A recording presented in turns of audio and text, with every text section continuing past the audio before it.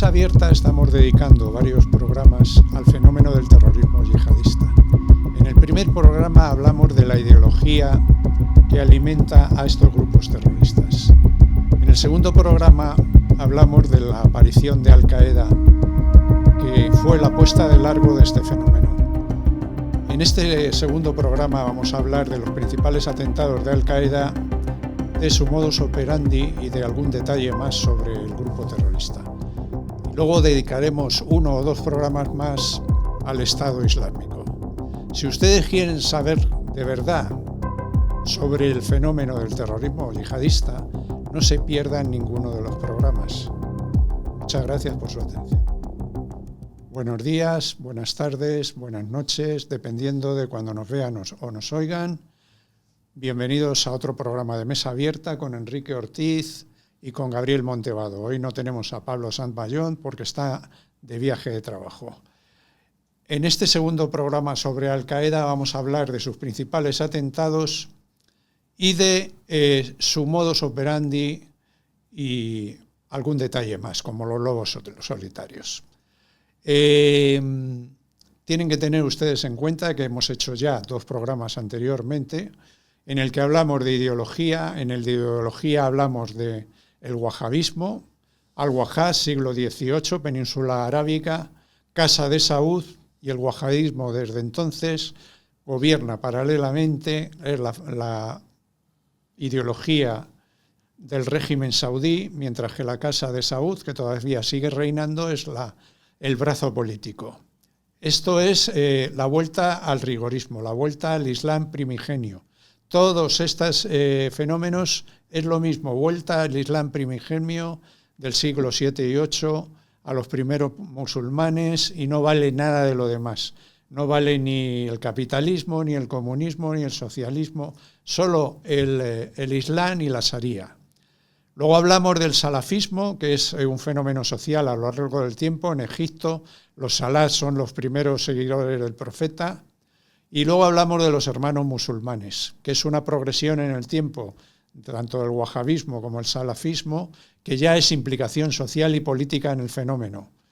También en Egipto. Egipto y Arabia Saudí son fundamentales para la ideología de estos fenómenos. Luego, en el siguiente programa hablamos de cómo surge Al-Qaeda en Afganistán. Recordar que tras la invasión soviética en el año 79 de Afganistán, hay muchos musulmanes que van a hacer la yihad. La yihad, hay dos tipos de yihad, lo recordamos: la yihad mayor, que es todo esmero de un musulmán por ser un buen creyente, y la yihad menor, que es defender al Islam. En este caso hacían la yihad menor, que es defender de la invasión soviética a los afganos. Allí se van, entre otros, un señor que se llama Bin Laden, pero a Bin Laden lo lleva Abdullah Azzam. Abdullah Azzam, que es un pensador del Islam palestino que está radicalizado, es un yihadista y radicaliza a Bin Laden. Aparece también un señor que se llama al-Zawahiri, Ayman al-Zawahiri, que viene de la yihad islámica egipcia, que tiene que huir de Egipto después del atentado sobre Anwar el-Sadat. Y aparecen allí los tres. Al-Azzam había fundado ya la Oficina de Servicios, que es el precursor de Al-Qaeda. Pero es al-Zawahiri quien lo transforma y quien lo convierte con Bin Laden en lo que es Al-Qaeda. Esto es ya prácticamente cuando ya se está expulsando a los soviéticos, cuando ya se ha expulsado a los soviéticos de Afganistán. Pero ocurre que la visión de Abdullah Azzam es diferente a la de al-Zawahiri. Él quería hacer un califato más parecido a lo que luego hizo el Estado Islámico, o bien en esa zona de Afganistán o en Palestina. Pero al-Zawahiri convence a Bin Laden para que se haga a nivel internacional, o sea, que sea una cosa global. Y por eso hay un atentado contra Abdullah Azzam en el que mueren él y su hijo, y es sospechoso de haberlo cometido la gente de al-Zawahiri. Al-Zawahiri, por tanto, es el segundo al mando con Bin Laden. Cuando desaparece Bin Laden en 2013, con el ataque, 2011, perdón, con el ataque a Abbottabad en Pakistán, le sucede al Zawahiri, que luego es eliminado por un dron. Esta es la historia más o menos. Al-Qaeda empieza en las zonas tribales entre Pakistán y Afganistán, luego se tiene que ir a África, a Sudán, porque hay presiones, sobre todo cuando se enfrenta con la Casa de Saud, con Arabia Saudí, por la invasión de Kuwait por parte de Irak, por Saddam Hussein, en donde piden ayuda, Arabia Saudí le pide ayuda a Estados Unidos para defenderse, y esto lo considera un sacrilegio Bin Laden, y entonces se enemista con los saudíes. Se tiene que ir a Sudán. Después de Sudán vuelve a Afganistán cuando los talibán llegan al poder de la mano de los pakistaníes del ISI. No confundir con el ISIS, el ISI, Interservicio de Inteligencia. Todo esto se lo contamos con más detalle en los anteriores programas. Y ahora vamos a hablar de los principales atentados de Al-Qaeda. Al-Qaeda se pone, su puesta de largo es en el 88, con los atentados con las embajadas en Nairobi y Dar es Salaam, sí. O sea, en Kenia y en Tanzania, las capitales. ¿Quieres decir tú algo sobre eso? No. Bueno, vea solamente un apunte, que vea la gente la versatilidad que tiene este movimiento, cómo cambia de figura y cómo se adapta y cambia, porque tú dices es una vuelta al pasado, una vuelta, o sea, donde se la dan media. Sí. Pero están en el mundo moderno, ¿eh? Están totalmente, usan redes perfectamente, el armamento de última generación, ahora cuando hables de los atentados. O sea, realmente es una gente preparada y tiene ese peligro que tiene esa versatilidad. O sea, eso de cuando lo hicieron internacional, yo creo que para ellos fue realmente un avance. Pero bueno, luego un avance... y un reto también.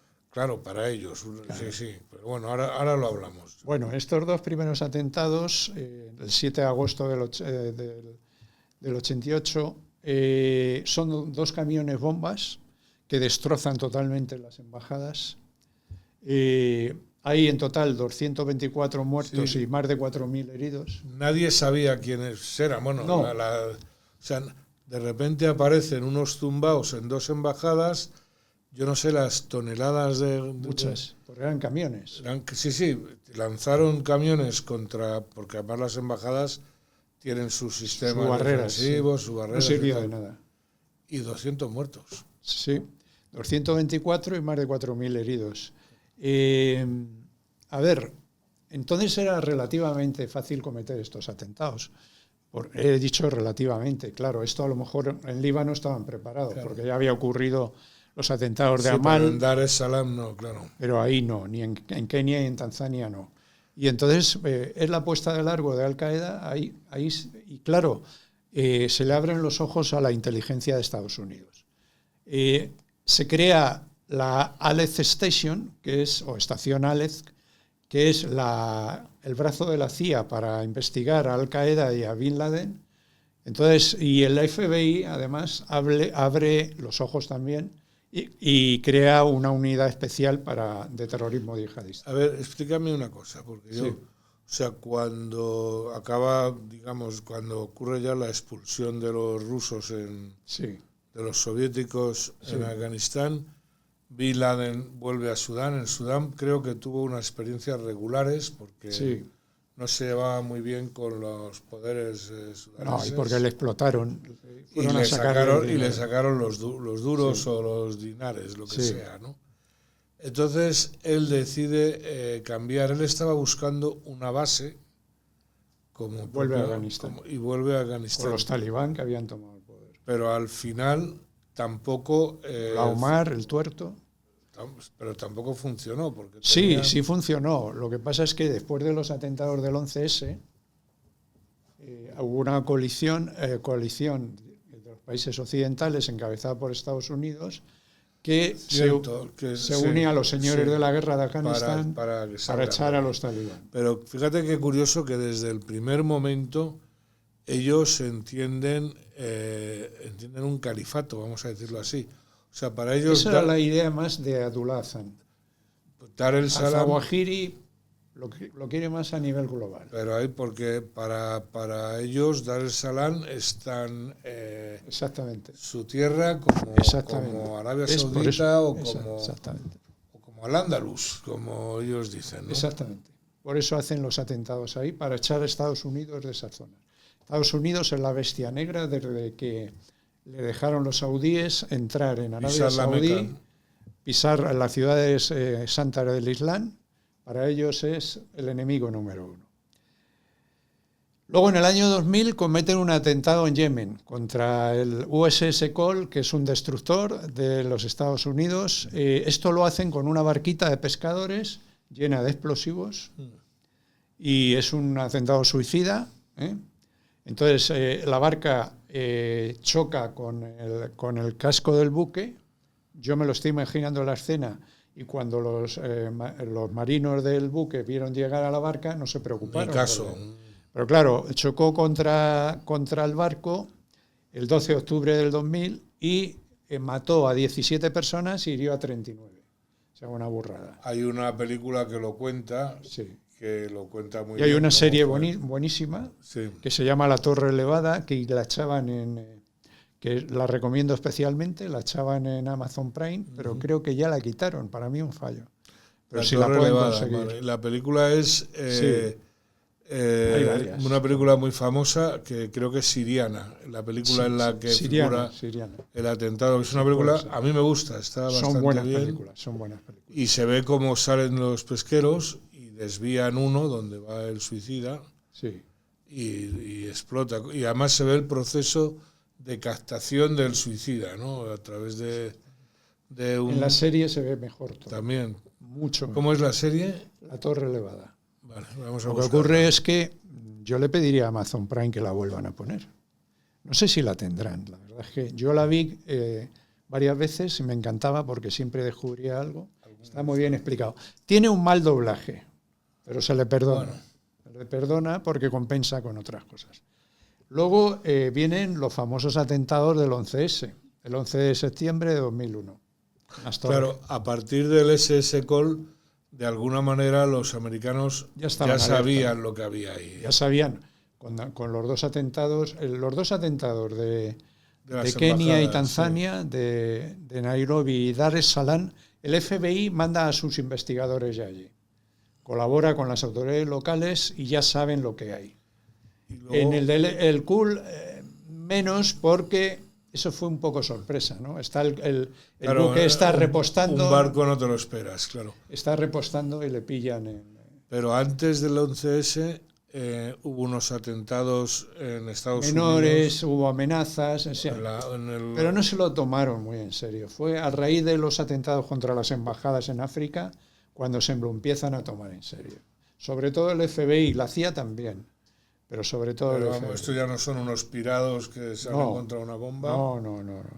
El 11S es el ataque más letal del terrorismo internacional. Sí, vamos. Nunca. Menuda logística y menudo todo, ¿no? Claro.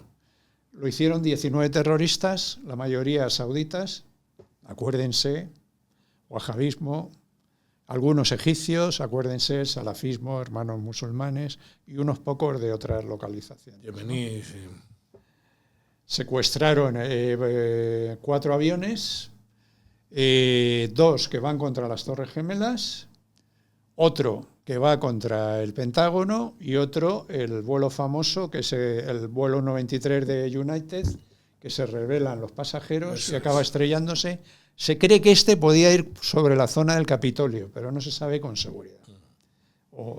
Y cae en Pensilvania de camino. Esa historia, la del hay una película también, pero muy buena. La historia es apasionante, es una cosa tremenda, ¿no? Bueno, este atentado no se sabe, es tan brutal que no se sabe el número exacto de víctimas. Alrededor de 3.000. ¿Por qué? Porque algunas se volatilizaron y algunas no se sabe quién estaba. Es muy complicado. Claro. Y por supuesto, miles de heridos también. O sea, cerca de 3.000 víctimas aproximadamente. Claro, vosotros imaginaros, yo no sé las toneladas de fuel que llevaría eso, queroseno, creo que lleve los aviones.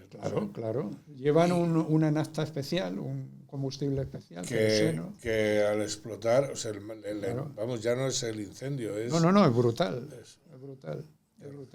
Habían estado tomando clases luego veremos que se pudo evitar el atentado, o por lo menos en parte, ¿no? O estar alerta.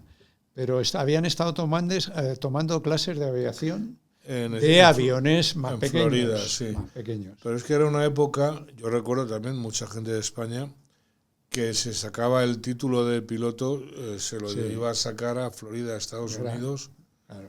Y era porque era, digamos, más asequible, ya no económicamente, que no, sino porque tenías facilidades. Era una época en que todavía en España, por ejemplo, todos los pilotos prácticamente venían del ejército. Sí. Que eso mucha gente no lo sabe, pero los pilotos de Iberia, sí. Ahora ya no, ahora ya todo eso ahora está. Ya ¿no? Menos, hay también. Pero entonces era la forma que tenía un piloto de retirarse ganando dinero, vamos, ¿no? El líder de estos 19 era Mohamed Atta, que era un egipcio, bastante radicalizado. Bueno, esto es un antes y un después. Esto inicia la verdadera guerra contra el terrorismo.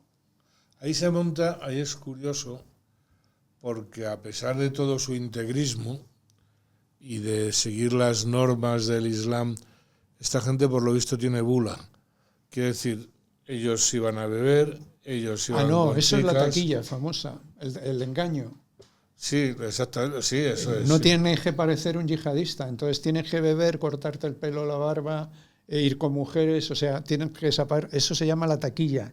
Y es permitido, o sea, eso se les permite para pasar desapercibido. Hasta unas horas antes o un día antes o algo así. Un día antes se afeitan totalmente, hacen el vídeo de tienen que purificarse. Exactamente, pero anteriormente se les permite pasar desapercibido. Eso lo hicieron también miembros del Estado Islámico en Bélgica y en Francia.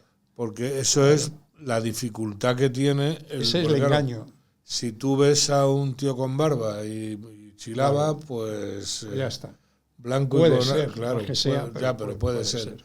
Pero claro, si tú ves un tío igual que tú tomando whiskies en un pub, pues no te lo imaginas. Ahí está, ¿no? Está claro.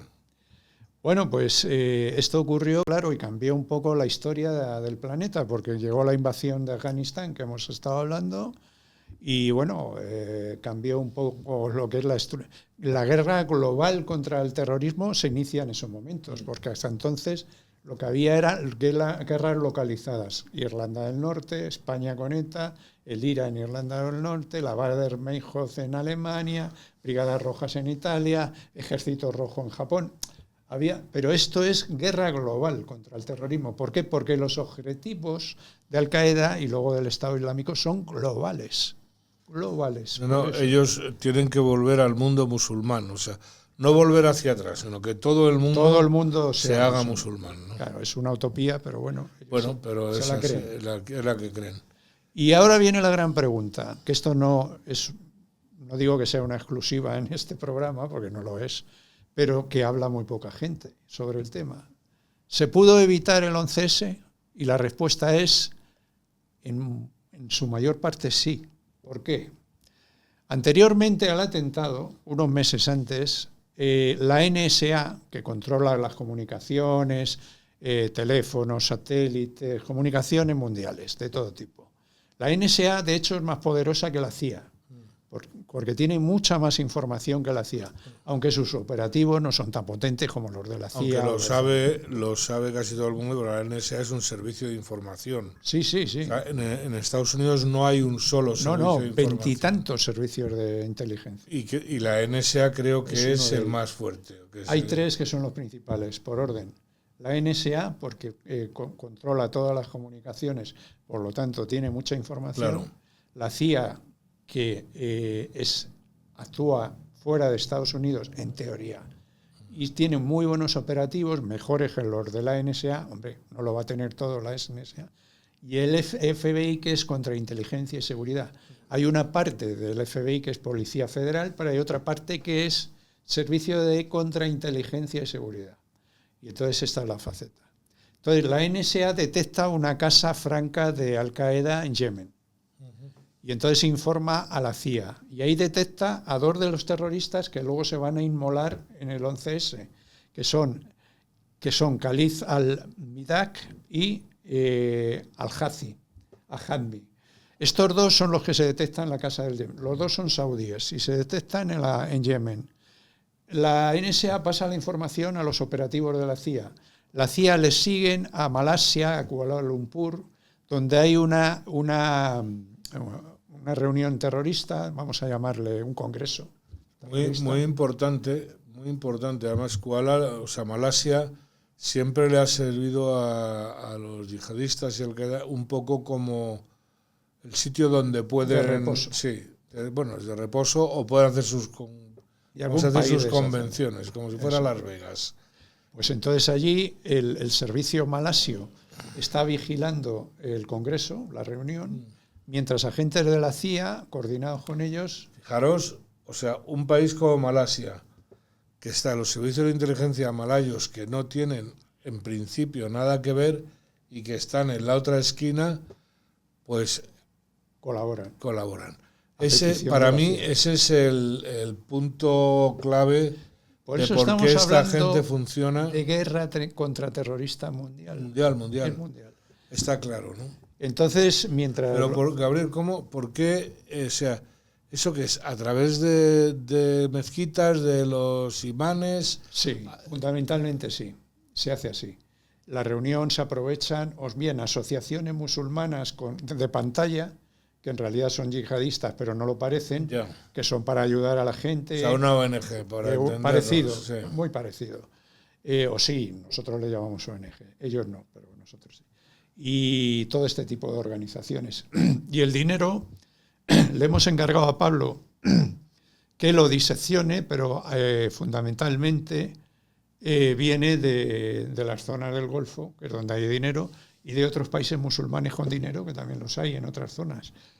Hay que decir ahí, si me permites, sí, claro, que el Islam prohíbe la usura. Sí. La banca islámica, que la usan, y se usa bastante, no es una banca como la que estamos acostumbrados aquí. Sí. Es una banca pues antigua, como se hacía anteriormente, que no traslada el dinero. Ahora ya se traslada de modo electrónico, entonces no hace, pero es una banca donde tú tienes un corresponsal en Riad o donde sea, y entonces tú le dices, tengo que pagar tanto, te lo pagan allí en destino y vas contabilizando. Claro, y vas... Y que luego ellos tienen en la Deep Web, en la Internet profunda, tienen zonas donde te dan una contraseña y tú puedes ingresar ahí dinero. Sí.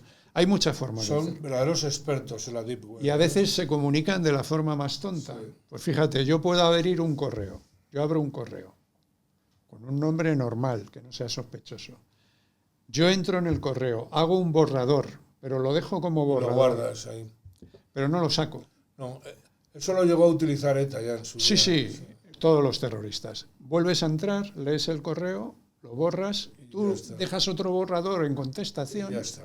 Y de vez en cuando sí que sacas algunos que son... Para que no parezca... Son cosas intrascendentes. Escribes a Amazon o algo así. Claro, otras veces aprovechan los chats de los videojuegos. Todo vale.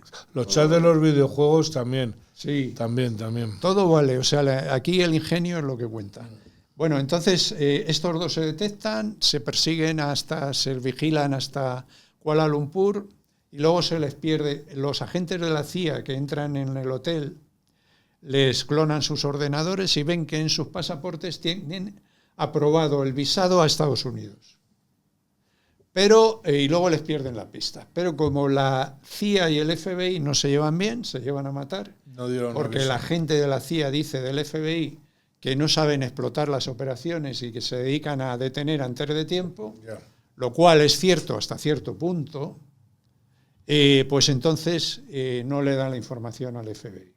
Y como la CIA, en teoría, aunque lo hace a veces, no puede actuar dentro de Estados Unidos, pues entonces el señor, estos dos, Midaj y Al-Hadmi, entran en Estados Unidos con sus verdaderos nombres, toman clases de carnet de conducir, clases de aviación. O sea, están a la vista. Vamos. Si se lo hubieran dicho al FBI, los hubieran seguido, los hubieran detenido. Sabiendo que son terroristas de Al-Qaeda. Les faltó hacer una oposición, vamos, que no tenían... Les podían haber interrogado podían haber... hombre, están yendo a clases de aviación, qué curioso, ¿no? Evitado un montón de muertos. Claro. O sea, se podía por lo menos haber minimizado los atentados. Claro. Podían haber sospechado algo, pero no se hizo. Y entonces, pues, ocurrió lo que ocurrió. La idea pero se podía haber evitado. Si estos dos señores, al entrar en Estados Unidos, el FBI los vigila, ve cómo actúan, porque no los puedes detener. Sin más, sí. Hay que explotar el éxito. Claro. Los vigilas, les pones una vigilancia, ves que van a clases de aviación, que se comunican con tal gente. O por lo menos haber cooperado entre los... lo que se llama un control integral en los servicios de inteligencia. Los vigilas todo, dónde se mueven, dónde viven, sus comunicaciones, su correo, absolutamente todo. Podían haber sacado información muy buena, pero no lo hicieron porque la CIA no se lo dijo. Después de los atentados hubo una investigación. Eso tiene consecuencias luego, o sea, es decir... Hubo consecuencias. Claro, Se reestructuró la CIA y el FBI, se coordinaron con un coordinador superior encima de todos los servicios de inteligencia. ¿Y los directamente responsables se van de rositas? Pues se fueron a la jardinería, pero al servicio de inteligencia. No siguen. No. Que fueron sobre todo responsables de la Aleph Station y luego pues alguna gente más. El caso es que en la Aleph Station había agentes del FBI, porque a la CIA le viene muy bien que haya agentes del FBI, claro. Al no poder actuar dentro de Estados Unidos, los agentes del FBI sí pueden. Y entonces les prohibieron tasativamente, porque ellos allí firman una confidencialidad, un estatuto de confidencialidad, sí. Un acuerdo. Entonces les amenazaron que si le decían la existencia de estos dos terroristas al FBI, y no lo dijeron. Aplicaron, bueno. Entonces, hay que decir que la idea del atentado este famoso del 11S se la pasó a Al Qaeda, un señor que es conocido en los servicios de inteligencia de todo el mundo como KSM, y se llama Khalid Sheikh Mohammed. Que este señor, su sobrino fue, que se llamaba Ramzi Youssef, fue el que hizo el primer atentado contra las Torres Gemelas en el aparcamiento. Sí. Una furgoneta que explotó y que casi las tira, sí. Faltó poco. Ramzi Youssef era el sobrino de este hombre. Tenía obsesión con tirar las torres, ¿no? Sí. O idea de él, de KSM, de Khalid Sheikh. Se fue a contárselo a Bin Laden, Al Qaeda. Sí. Y entonces este señor tiene una segunda idea, como no salió bien lo del aparcamiento, que era más grandioso de lo que fue luego, que era desde el Pacífico y el Atlántico, aviones dirigidos a Estados Unidos tenían que explotar en el aire. Muchos aviones. Y esto sería, apoteósico para Al Qaeda. Pero claro, Al Qaeda ve que eso es muy difícil de ejecutar. Y entonces sí se queda con una versión reducida, que es actuar dentro de los Estados Unidos y usar los aviones como proyectiles, como bombas. Y entonces, pero la idea es de KSM. Claro, ¿no? fíjate que siempre hacen lo mismo que hacen luego con los camiones y con los coches, autobuses. Exactamente. Que es utilizarlos como armas. Es lo mismo en realidad. El siguiente atentado en 2002 fue los atentados en una zona turística de Bali. En Bali, sí. El 12 de octubre de 2002. Que esto los hizo por... aquí ya Al Qaeda... Cuando tiene que salir, cuando los talibán pierden el poder en Afganistán, se van a las zonas tribales otra vez, entre Pakistán y Afganistán, perseguidos por Estados Unidos, pero están ahí. Y entonces tienen que empezar a actuar con el sistema de franquicias, o sea, por delegación, en grupos adeptos a Al Qaeda, grupos islámicos, ¿no? En este caso, aquí el de Bali lo hace la Jimá Islamiyya, que es un grupo que en su día muy activo, muy importante, muy famoso, en la zona, que había jurado es curioso, adhesión a Al Qaeda. Este sistema, de alguna manera, son genios empresariales, iba a decir, por las estructuras que se generan, porque realmente está entre la Edad Media, o sea, realmente sale un grupo de estos. Desde el califato al menos, jura lealtad y fidelidad y tal al líder que sea, y ya está. Esto, además, Al-Qaeda Central, esto pasó también en el del 11M. Sí, sí. Al-Qaeda Central es la que provee, organiza, coordina, pero son la célula sobre el terreno la que ejecuta el atentado. Pero Al-Qaeda Central apoya en todo. Para eso a lo mejor me adelanto, pero por ejemplo estaba pensando en el 11M. Sí, es muy especial el 11M. Estaba el sirio. Sí. Que se supone que el sirio era el enlace... Ahora veremos. Venga, lo veremos te espero, venga. Lo veremos, para no mezclar cosas. Bueno, la Jemaah Islamiyya hace el atentado en Bali, en la zona de Kuta, que es una zona turística, y ahí lo hace. Contra una discoteca, claro, una discoteca en el Islam, la música, incluso los talibán tenían problemas con eso. Ponen una mochila también en un bar donde hay turistas. ¿Qué es lo que se quiere transmitir? Que el turismo occidental no tiene que ir a zonas musulmanas. Está claro. Prohibido. Y luego un coche bomba también en la embajada, bueno, consulado en este caso. Yo creo que ellos siempre ponen, antes lo hablábamos yo, pienso que el terrorismo, si no saliera en la televisión... No, es fundamental. No existiría. Entonces ellos buscan sitios llamativos. O sea, no van a poner una bomba en mi pueblo. Esa es la táctica. Que somos 4 y las vacas, o sea, no. Es fundamental. Y además sitios que dañen a la economía, en este caso... Bueno, turismo, ya si encima hacer daño... ya hacen daño, buscan hacer daño. Luego veremos con más detalles. Hay, en este caso, son 202 los turistas muertos, que sobre todo australianos, occidentales. Y bueno, aquí es el... Sí, para Australia fue el primer aviso, fue un verdadero trauma, ¿no? Sí. Sí, claro, porque por eso decimos que es terrorismo global. Sí. Y luego llegamos a nuestros atentados. El 11 de marzo en España de 2004, nuestro 11M, que es muy especial. ¿Por qué es muy especial? Porque hubo apoyo de Al-Qaeda Central, que en ese momento estaba en Pakistán, pero hubo un apoyo relativo, porque las células de aquí se buscaron el explosivo, se buscaron su transporte. El 11M es un tema... Es un tema muy... Entre los de dentro y los de fuera, y los de fuera y los de dentro. La mala investigación que no permitió hacer tampoco una investigación judicial. Claro. El aprovechamiento político, entonces está muy viciado de muchas cosas. Podemos dedicarle, yo te propongo para después del verano. ¿Por qué digo para después del verano? No, imposible antes. Porque hay que prepararse. Pero muy bien. Pero en ese programa no le vamos a solucionar el problema de quién atentó en el 11M. Yo me voy a mojar si me dejan. Lo que vamos a hacer es decirle las versiones que hay. Y ya está. Porque es que adivinos no somos. Y con la investigación que se hizo es imposible sacar conclusiones. Ahora que está hablando, ha hablado Mayor Oreja, ha hablado incluso Aznar, ha hablado... Hombre, algo tienen que saber. No te fíes de ningún político para estos temas. ¿Qué sentido incluso tiene? Después de... No me fío de los políticos ni para estos temas ni para ninguno, pero algo tienen que saber. Si ya no me dicen que no saben nada... Algo tienen que saber, pero a veces saben lo que les conviene. Ya. O sea, que no. Bueno, en fin,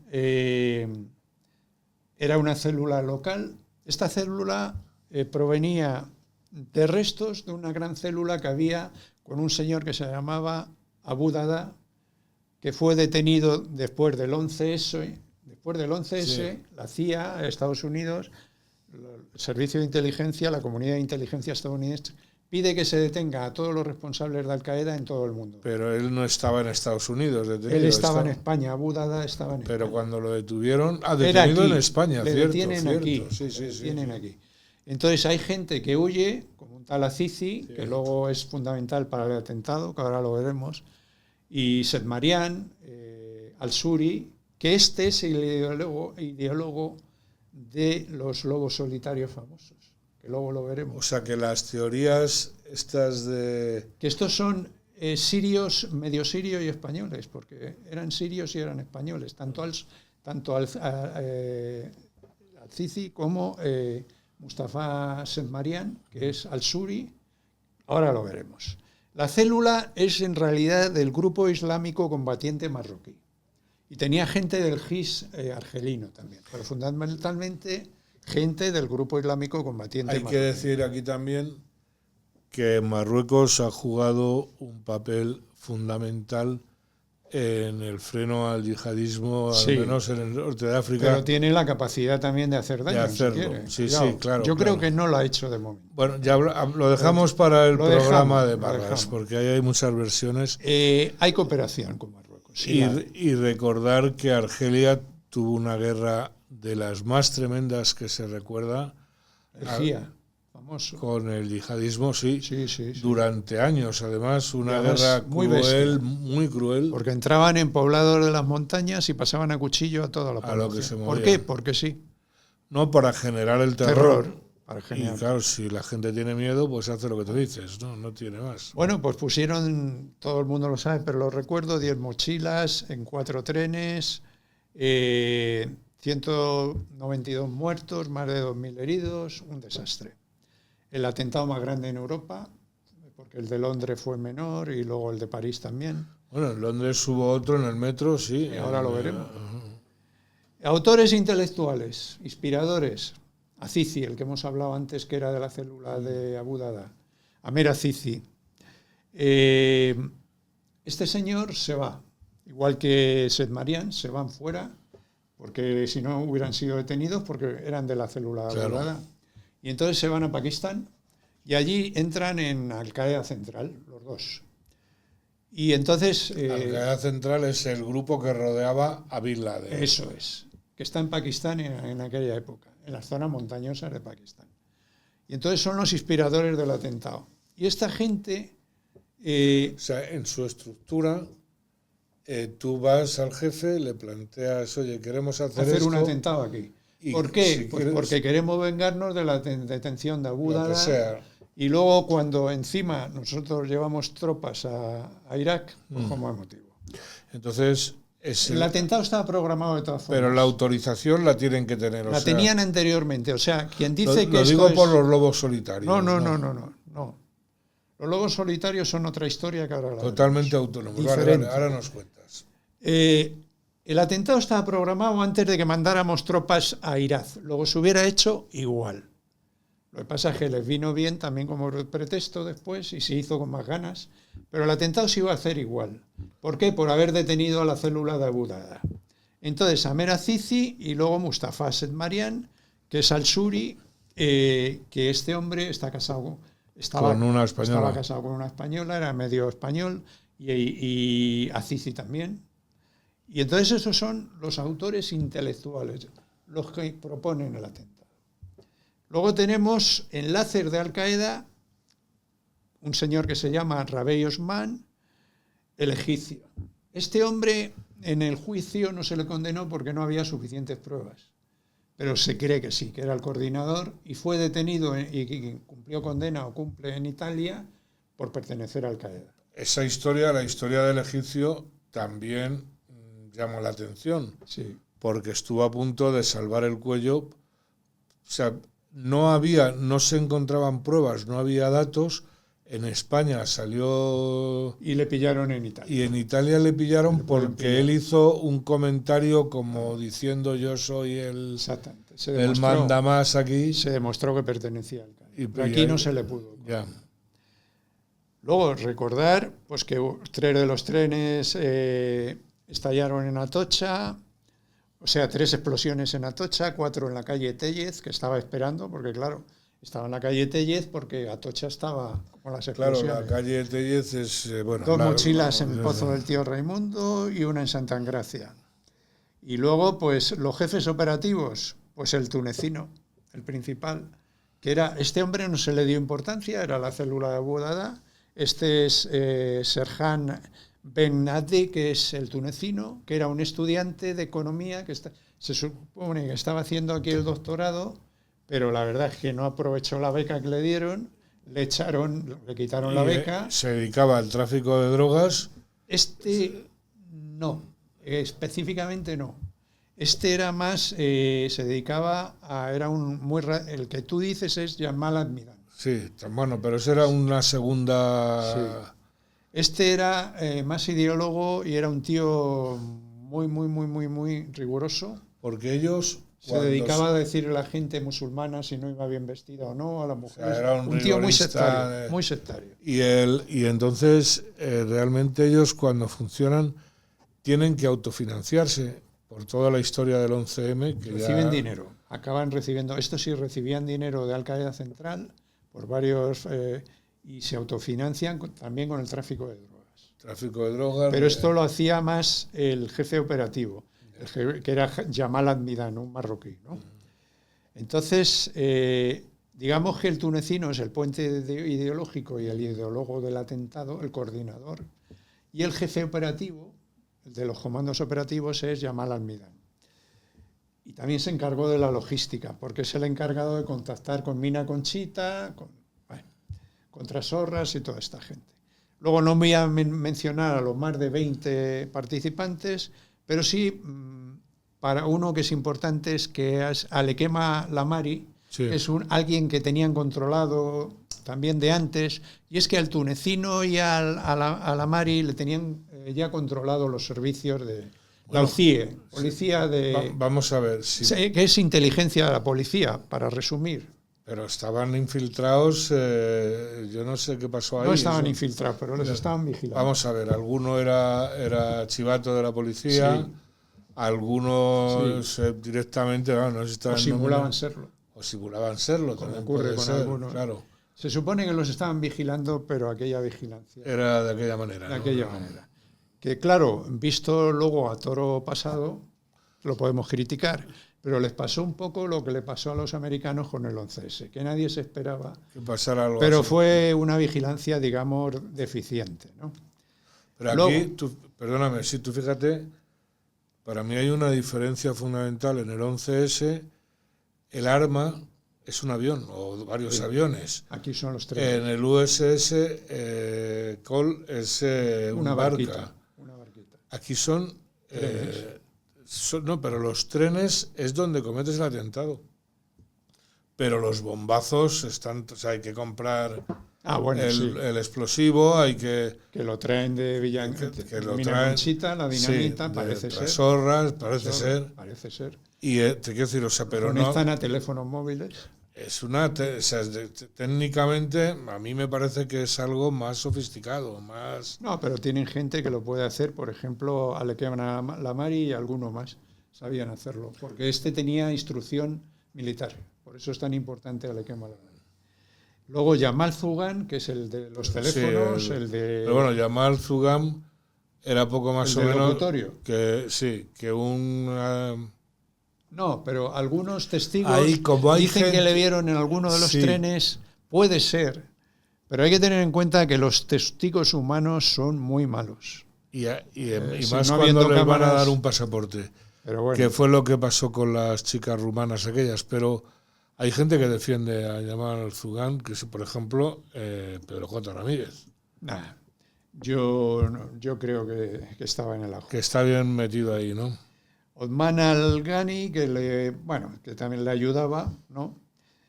Y luego había enlaces locales, no como el egipcio, enlaces locales con Al-Qaeda, que era Hassan al-Haski y Youssef Berrak. Estos son los principales participantes en el atentado. Hay 20 y tantos en total. O sea que... luego lo del piso en Leganés, los suicidas, lo conoce todo el mundo, ¿no? Y por desgracia muere el subinspector Torrenteras del GEO. Bueno, son cosas. Luego profanan el cadáver de Torrenteras. Claro, es que a mí ya me empieza a funcionar el sombrito de hojalata, ¿no? Porque ya ahí que tiene que ver por qué hay que abrir la tumba de Torrenteras. Pues porque ellos tienen, si no llegas con todos sus miembros al más allá. Pero Torrenteras era cristiano, no era... Da igual, ellos se vengan así, porque ellos lo creen para todo el mundo, aunque sean... Y entonces al final le tienen que incinerar el cadáver porque no querían. La familia decide incinerarlo, porque no querían exponerse a más sacrilegios de la tumba, ¿no? La profanación de la tumba, ¿no? Es lógico. Como veis, Gabriel cuenta las cosas sin sombrerito de hojalata Pero de una... Yo lo cuento para que ustedes estén informados. Ya, pero una forma fría, como hemos oído, profesional, pero por dentro. Gabriel, tanta teoría de la conspiración. La hay. Que, claro, la hay. A ver, la hayla. No quiere decir que luego se... Como las meigas, igual, a ver, ¿no? Las haylas, ¿eh? Algunas son verdad, otras no. Claro. Como los pimientos del Padrón. A ver. Bueno, José Emilio Suárez Trasorras es el de Mina Conchita, el que provee de los explosivos. Ahí ya entramos de pleno en la delincuencia local. O sea, exactamente, claro. que él también estaba relacionado con el tráfico de drogas. Por eso conocía a la vertiente del tráfico de drogas, claro, de la trama. Chino y de toda esta gente. Y como siempre, pues no va a dar tiempo más, pero esto va a ser una saga. Sí. En el próximo programa pues hablaremos de metodología, de los lobos solitarios. Pero yo creo que aunque tardemos mucho en estos programas, es entretenido. Si lo explicamos bien y ustedes sacan una buena idea de lo que es el terrorismo yihadista, pues nosotros no nos importa hacer los programas que tengamos que hacer. Hay muchas cosas, sobre todo el atentado del 11M, el 11S, que nuestros seguidores pues habrán visto y habrán... Pero siempre hay cosas en la forma de explicarlo y en lo que decimos, claro, que creo que es distinto, porque claro, normalmente se emborrona, yo no sé cómo...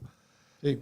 Mucho, porque cuando te hablan del 11M, por ejemplo, todos son dejar en el aire cómo podría ser que el Renault o la Kangoo de no sé qué. Sí, la Kangoo, que en principio llegan los perros, no huelen explosivo, y luego cuando aparecen canillejas tiene explosivo y tiene detonadores, cosas curiosas. Es que cuando llegan a la furgoneta en Alcalá de Henares, la famosa Kangoo, sí, no pueden abrirla porque puede haber explosivos. Entonces llegan unos perros detectores de explosivos. Los perros no detectan explosivos, pero, oh milagro, cuando trasladan la furgoneta a Canillas, donde está la sede de la Brigada de Información, resulta que allí aparecen detonadores y explosivos. Bueno. Entonces, bueno, son cosas que pasan. ¿Qué pasan? Y luego con el explosivo, que si era titadín, que si no era titadín, que si es ETA, que si no ETA, lo veremos, todo eso. Y les digo que después del verano, porque yo me comprometo este mes de agosto a estudiarlo. A prepararlo bien. Porque les aseguro que ya lo he hecho anteriormente y es un galimatías. Sí. Entonces, para explicárselo a ustedes lo mejor posible. Yo creo que deberías darnos también un enfoque geoestratégico. Yo pienso que el atentado del 11M tiene muchas aristas de política internacional, muchas. Sin meternos con nadie. Y nacional. Sí. Y nacional. Sí. Iba a haber unas elecciones y eso se explota. Que cambian radicalmente. Por eso al principio el PP dice que es ETA. Bueno, y porque se había encontrado un comando bajando, o eso en dijeron, un tren de Burgos, procedente de Burgos. Y en un coche también, sí, que se quedó parado, Cuenca, sí. Curiosamente se roba el coche. Pero, Enrique. Pero por el tema, o sea, hay que recordar... Los dos partidos lo usan. Que es... Claro, lo que pasa es que lo usa el PSOE con mucha más inteligencia... Y con más mala idea. Sí, claro. El PSOE no tiene... Bueno, no me voy a meter en política. No, pero en política no está prohibido en este programa. Simplemente no está prohibido, pero que es perder el tiempo. Vale. Ya sabemos cómo son los políticos. Sí, no se dediquen a la política, bastante tienen ustedes con pero las elecciones del Real Madrid y dejen la política. ¿Qué dijo Pedro Sánchez últimamente sobre que era enmarañado y tal? Pues como esto a la política. Es claro, vaya novedad. Claro. Bueno, señores, si quieres decir tú algo... Yo decirle a nuestros seguidores que nos tienen en Patreon, que nos tienen en nuestra plataforma, que se apunten, que como ven los temas merecen la pena, son interesantes y que nos pueden seguir también. Para que animen a gente. Y que sí, claro. Claro. Y nos pueden seguir en YouTube y nos pueden seguir en Shopify, en iVoox. En iVoox, en fin, denos like. En audio. En audio y en Spotify, no Shopify. Spotify. Denos todos los likes que puedan, no se cansen y que muchísimas gracias por haber estado con nosotros. Bueno, muchas gracias. Gracias por haber oído y o visto este programa, o las dos cosas, y les emplazamos para un próximo programa. Si alguien quiere, como son temas muy de todos, si alguien quiere hacer algún comentario, por supuesto, puede escribirnos o puede dejarnos una nota o sugerirnos algún tema, lo que quieran, lo que quieran. Estamos abiertos. Muy bien. Muchas gracias y hasta el próximo programa. Hasta la próxima.